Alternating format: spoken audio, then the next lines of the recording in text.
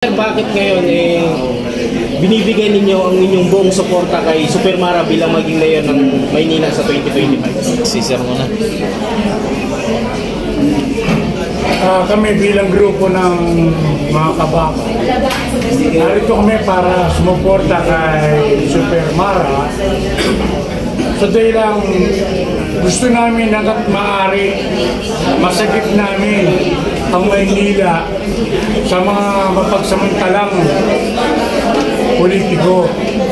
Kaya ito, laban namin na ito para ito sa mga anak namin at magiging apo namin.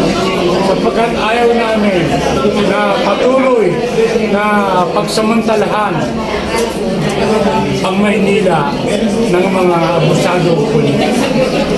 Ayan, si Sir naman. Anyway, simple na lang po yan. Subukan na natin si Isko Moreno. Subukan na natin si Haring Pangulo. Ano pang dahilan para mahalin pa natin sila? Wala ba pwede ibang magmahal sa atin? Tulad ni Mara Camugdo. Bigyan natin ng pagkakataon ng iba. Hindi nila nabila ng Maynila. After all, itong dalawa, si Haring Pangulo, nakita niyo naman ang si Isko. Nakita niyo naman kung paano nilapas lahat ng Maynila. Hindi na dapat natin mag-usapan nyo. Yung tao lang, i-out na natin yan sa labanan ito. Tulungan natin yung mga bago. Sa bago kasi may pag-asa. Ito wala na itong pag-asa. Nagbabalikan lang yung mga tirador sa Maynila. Huwag na natin silang paniwalaan na kaya sila bumabalik na gusto nagmamahal sila sa atin. Binigyan na natin sila ng pagkakataon. Bago naman! Siyempre naman. Sir naman, Sir. Yes, good evening po. Simple lang po kasi nakita ko yung magagandang programa na talagang hindi ko naman nakita dito sa mga nagdala-administrasyon dito sa actually, mahalaman talaga natin ang ating lungsod ng Maynila. So, hindi naman tayo basta-basta siguro tatalikod sa mga bagay na hindi ikabubuti ng ating lungsod. So, ang nakikita ko rito sa kanyang mga programa, kaya niya i-lead ang ating Manila na maging maganda ulit, bumalik ulit sa dati. Kayang-kaya niya. Kaya sa dami ng programa yung nakalaan dito at what's up? Kasi pag bumaba ang ating Super Mara, ang magiging mayor sa 2025, makikita nyo kung ano yung sinasabi. Hindi lang po. Ayan, si Sir naman.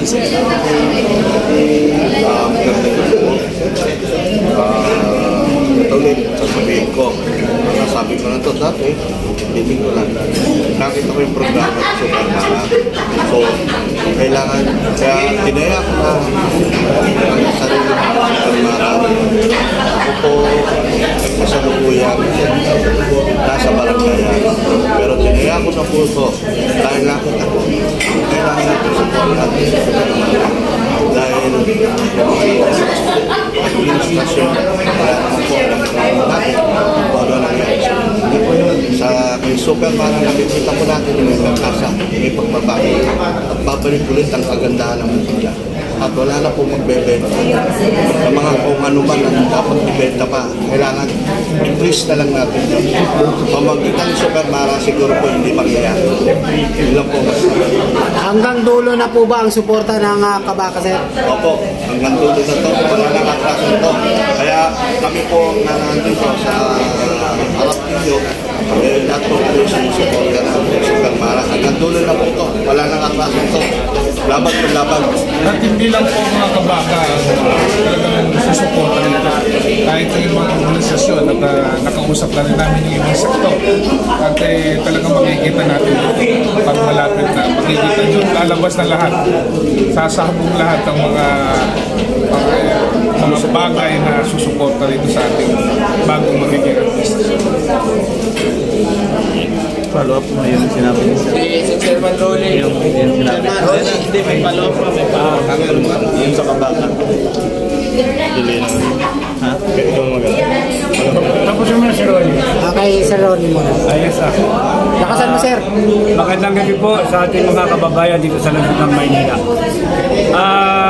Tulad po ng mga narinig nyo na sinabi natin mga leader na buhay sa kabaka. eh talagang kailangan po natin ng talagang tunay na pagbabago. Siguro po hindi kailangan sa ating mga mamamayan sa lungsod ng Maynila na masyado ng madilim ang lungsod ng Maynila. Kaya kailangan natin paliwanagin. Kaya po kami ay tinatag po namin ang samahan na ilaw sa reforma ng Maynila. Sapagkat ito po magbibigay ng liwanag sa katauhan po ni Mara Tamundong. Unang-una po, magaganda po kanyang atikain para sa ating mga mamamayan ng lungsod ng Maynila. Lalong-lalo na po sa ating mga senior citizen. At ganun din po sa ating mga kabataan. Hindi po kailangan sa inyo na ang kanyang mga programa ay magaganda. At ito po ay para sa kapakinabangan ng ating mga mamamayan sa lungsod ng Maynila. Siguro po hindi rin kailangan sa inyo sa ating mga mamamayan ng lungsod ng Maynila ang malaking pagkakautang ng Maynila. At ganun din po, ang ginawa po niyang pagbabawas ng tawag dito, ng ayuda o ng mga yung bang sa barangayan, binawasan niyo yung mga pondo ng barangay na napakalaki po na dapat po nakakapagservisyo ng maayos ang ating mga barangay official. Pero dahil po sa ginawa pagbabawas ng pondo ng barangay, hindi po makakilos ngayon ng mga barangay chairman.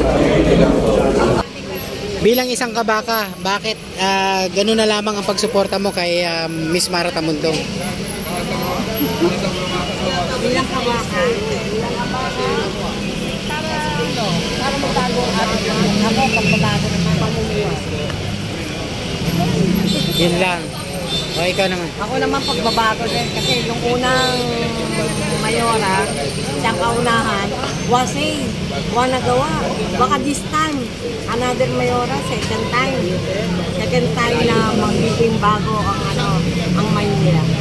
Hindi kami pababayaan. Ano po ba ang ine-expect natin pag si Ma'am Mara talaga ang naupo bilang mayor? Yung kanyang mga sinabi, dapat yun ang aming kailangan tugunan niya yun, yung sinabi na, yung sinabi na. Kailangan, alam mo naman ng Pilipino eh. Basta sinabi mo, kailangan Ibig sabihin, buong-buo na po ang tiwala nyo kay Ma'am Mara Tamundong. Ano po ba yung mga nagustuhan nyo kay Ma'am Mara? maganda. Huwag na yung singing acting nga kasi nauuso yung nagsasayaw, nagsusumba, nagtatumbling. Mas maganda kung magtatumbling kung saan lang sa yung katulad sa Ferris wheel sa Tagaytay. Kakaiba, alika rito. Oh. Tapos, syempre, bilang isang senior citizen at siyempre isang senior citizen advocate si Ma'am Mara Tamundong at talagang grabe ang pagtulong sa mga senior. Kung panood nyo yung mga videos ni Ma'am Mara Tamundong, yung pagtulong, alin po ba doon yung nagustuhan natin yung mga programa ni Ma'am Mara Tamundong na ibinaban? Ano siya, hindi niya inaano talaga ang senior citizen, hindi niya papabayaan. Siguro, katulad yung sa mga mother niya, may parent din siya na senior, ganyan. Kami mga senior, talagang lubos ang pag-aalaga. Gagawin pag-aalaga o pag-aaruga yung talagang first muna ang senior. Kasi, alam mo naman, senior yan. Anytime yan, pagka kinuha na ni Lord yan.